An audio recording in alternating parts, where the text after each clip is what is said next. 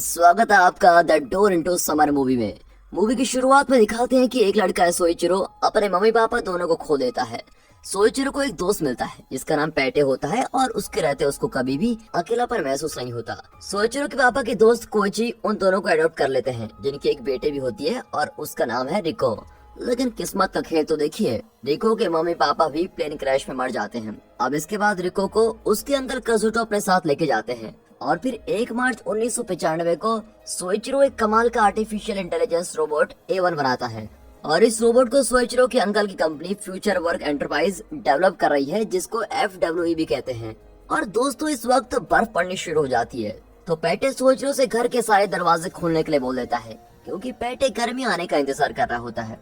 अब रिको अपने भाई यानी सोइचिरो से मिलने आती है और घर के काम में उसकी मदद करती है। लेकिन रिको बहुत ही परेशान दिखाई दे रही होती है, क्योंकि वो जल्दी शहर छोड़कर जाने वाली है। मतलब रिको अपने भाई से बहुत दिनों तक नहीं मिल पाएगी। अब जो प्रोजेक्ट सोइचिरो ने स्टार्ट किया होता है यानी कि A1, वो बहुत ही बढ़िया चल रहा होता है और प्रोजेक्ट का नाम है प्लाज्मा बैटरी, जिसके बाद मशीन्स को दोबारा चार्ज करने की जरूरत ही नहीं पड़ेगी। और फिर वहाँ पर अचानक सोइचिरो की गर्लफ्रेंड शिराशे आती है, जो कजुटो की असिस्टेंट भी है। शिराशे को देखकर रिको बड़ी उदास हो जाती है और वहाँ से उसी वक्त निकल जाती है।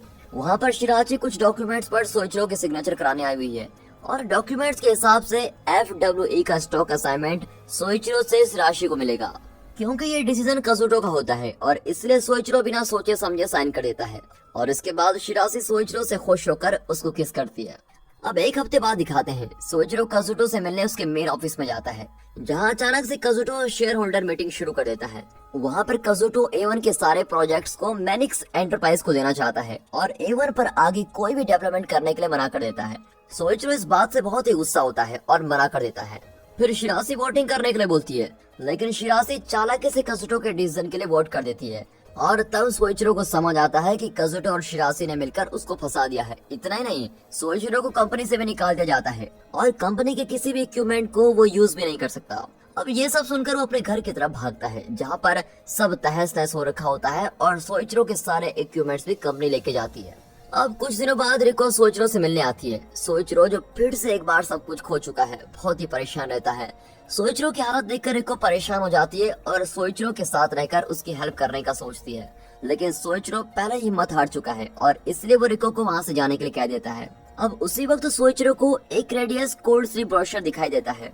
रेडियस कोल्ड स्लीप कंपनी लोगों को 5 से 3 साल तक सुलाने का काम करती है और सोइचिरो पैटे के साथ क्रेडिस कंपनी जाता है और फिर दोनों मिलकर इस प्रोग्राम को लेते हैं।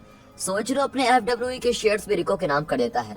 लेकिन जब कोल्ड स्लीप में जाने के लिए सोइचिरो अपना चेकअप करवाता है तो पता लगता है कि सोइचिरो के ब्लड में अल्कोहल लिमिट बहुत ही ज्यादा बढ़ गई है, जिससे कि उसे इस प्रोग्राम में दिक्कत हो सकती है। इसलिए डॉक्टर उसको कहते हैं कि तुम अगले दिन दोबारा आना। और फिर उसी रात सोइचिरो अपने और रिको के हैप्पी मोमेंट्स को याद करता है और तब उसको समझ आता है कि वो हार नहीं मानेगा और शिराशे और कजुटो का सामना करने की वो ठान लेता है। अब रिको कजुटो के घर पहुंचती है और रिको को अंदर से कजुटो और शिराशे की आवाज सुनाई देती है।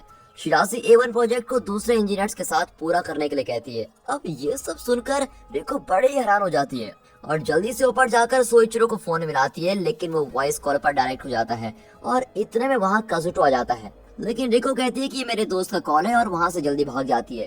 अब कजुटो को रिको पर शक भी होता है और वो कॉल को चेक करता है तो उसको पता चलता है कि ये कॉल तो उसने सोइचिरो को की थी और फिर वो भी उसको रोकने के लिए वहाँ से भागता है। अब इतने में शिराशे के पास सोइचिरो का फोन आता है, जो उसकी लोकेशन पूछ रहा होता है। सोइचिरो वहाँ पहुंचकर शिराशे को सावधान करता है कि वो लॉयर की मदद से सब कुछ डिस्क्लोज कर देगा और कंपनी बर्बाद हो जाएगी। लेकिन शिराशे बहुत ही होशियारी से सोइचिरो की बॉडी में ड्रग इंजेक्ट कर देती है। अब इतने वहाँ पर पैटे आता है और सोइचिरो को बचाने की कोशिश करता है और तभी अचानक से एक खिड़की टूटने की आवाज आती है, जहाँ से पैटे भाग जाता है और वहाँ से एक ट्रक भी जा रहा होता है। और फिर शिराशे सोइचिरो से उस ट्रक के बारे में पूछ रही होती है। तभी उसका ध्यान कोल्ड स्लीप प्रोग्राम पर जाता है, जिससे उसको एक आइडिया आता है और कुछ टाइम बाद जब सोइचिरो को होश आता है तो वो खुद को एक क्रायो स्लीप पॉड में पाता है और उसी वक्त वो स्लीप पॉड एक्टिव हो जाता है और सोइचिरो काफी लंबे समय तक सो जाता है।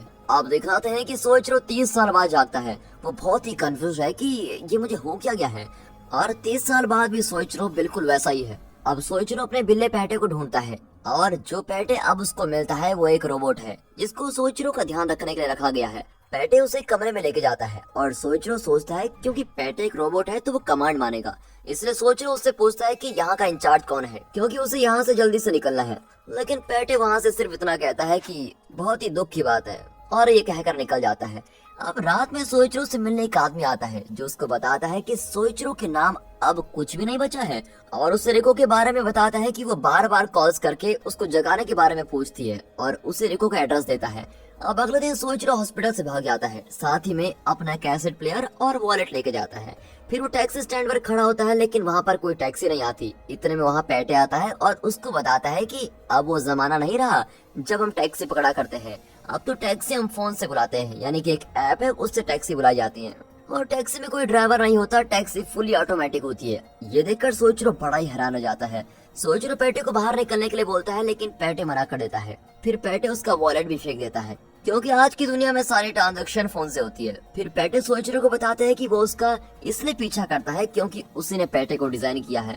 और अब पैटे और सोइचिरो दिए हुए एड्रेस पर पहुंच जाते हैं और देखते हैं कि वो जगह बहुत ही गंदी हो रखी है। वहां जाकर उनको पता चलता है कि ये एड्रेस रिको ने नहीं बल्कि शिराजी ने दिया था।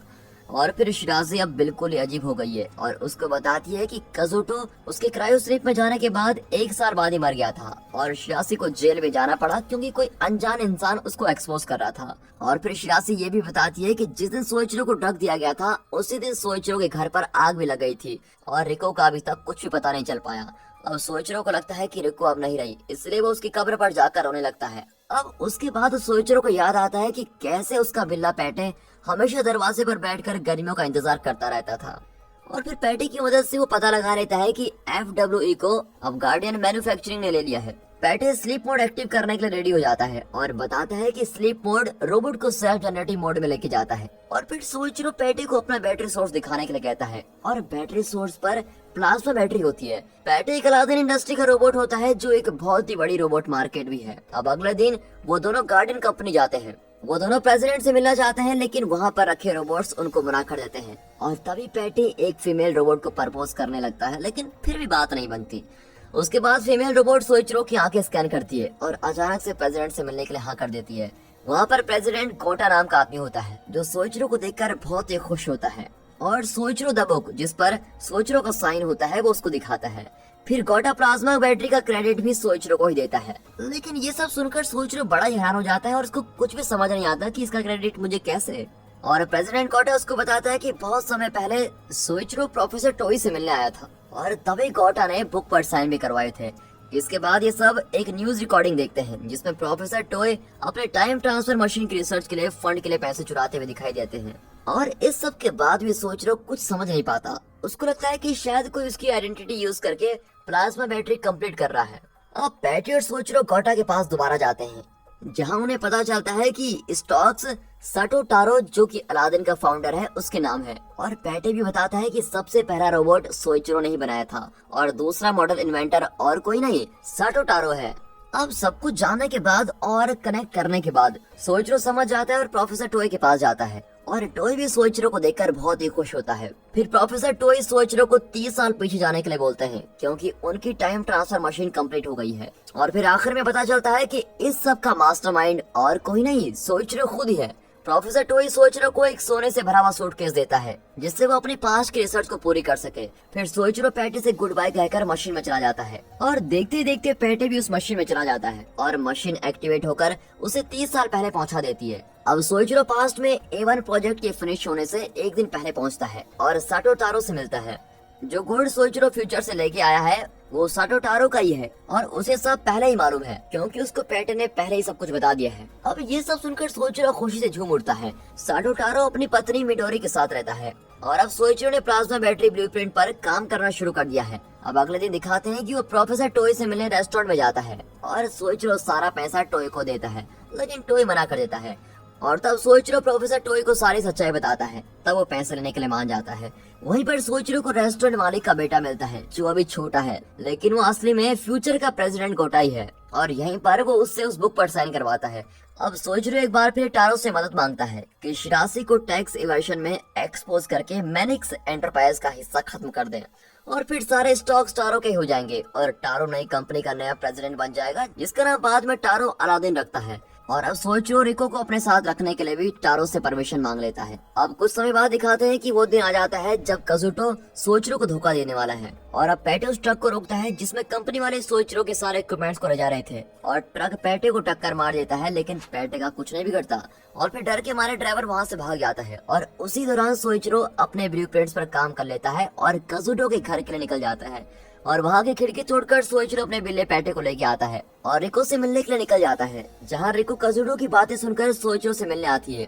और उसी वक्त रोबोट पैटे वहाँ आकर सोइचिरो के घर को जला देता है। अब इसके बाद वो सब टारो के घर जाते हैं और सोइचिरो रिको को उसकी फैमिली से मिलवाता है और अपनी प्यारी बहन और पैटे को अलविदा कहकर फ्यूचर सोइचिरो और उसका बिल्ला पैटे अगले दिन कोल्ड स्लीप प्रोग्राम में जाते हैं। अब उसके बाद दिखाते हैं कि रिको बहुत अच्छी पढ़ाई कर लेती है और एक अच्छी इन्वेंटर बन जाती है और फिर 10 साल बाद रिको भी कोल्ड स्लीप में चल जाती है और फिर 30 साल बाद दिखाते हैं तो सोइचिरो जाग जाता है और फिर से अपने बिल्ले पैटे और रोबोट पैटे से मिलता है और सोइचिरो को रिको के क्रायो स्लीप के बारे में भी पता चल जाता है कि वो भी स्लीप में चली गई है और आज ही वो उठने वाली है और फिर वो उससे मिलने के लिए फटाफट भागता है और इस तरह दोनों एक बार फिर से मिल जाते हैं और ये मूवी यहाँ पर खत्म होती है। तो दोस्तों वीडियो अच्छी लगी हो तो वीडियो को एक लाइक और चैनल को सब्सक्राइब अभी कर दें।